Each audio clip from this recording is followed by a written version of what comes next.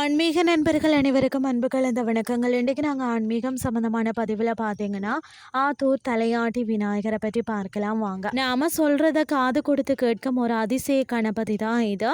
அதாவது சேலம் மாவட்டத்தில் ஆத்தூரில் வந்து வசிஷ்ட நதிக்கரையில் வீட்டிருக்கும் அருள்மிகு தலையாட்டி விநாயகரின் மகிமைகளை தெரிஞ்சு கொள்ளலாமா. பொதுவாக பார்த்தீங்கன்னா விநாயகர் சிலைகள் நேராக அமர்ந்திருக்கிறத பார்த்திருப்போம்.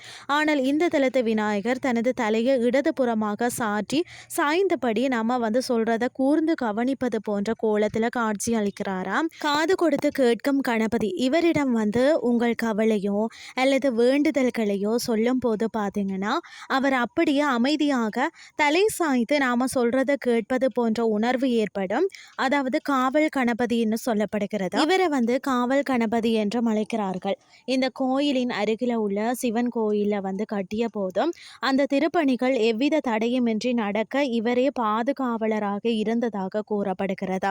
இன்றும் இந்த பகுதி மக்கள் பார்த்தீங்கன்னா எந்த ஒரு சுப காரியத்தை தொடங்கினாலும் முதல்ல இவரிடம் வந்து உத்தரவு கேட்டுவிட்டு தான் தொடங்குகிறார்களாம். இவரிடம் வேண்டிக் கொண்டால் அந்த காரியம் முடியும் வரை இவரே உடனிருந்து முடித்து கொடுப்பார் என்பது நம்பிக்கையாக இருக்கிறதாம். வழிபாட்டு பலன்கள் பார்த்தீங்கன்னா திருமண தடை நீங்கவும், ராகு கேது போன்ற கிரக தோஷங்களால் திருமணம் தள்ளி போகிறவர்கள் இங்கு வந்து வழிபடுறாங்களாம். அதாவது புதிய தொழில், புதிய படிப்பு அல்லது புதிய பொறுப்புகளை ஏற்கிறவங்க கூட இவரிடம் வந்து ஆசி பெற்று தொடங்கினால் வெற்றி நிச்சயமாம்.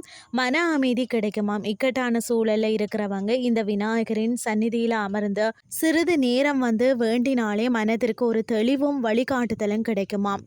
இன்றைய ஆன்மீகம் சார்ந்த பதிவு உங்களுக்கும் வந்து பிரயோசனமாக அமைஞ்சிருக்கும்னு சொல்லி நானும் நம்புறேன். இதே மாதிரி மற்றொரு ஆன்மீகம் சார்ந்த பதிவோடு உங்களை சந்திக்கிறேன். நன்றி.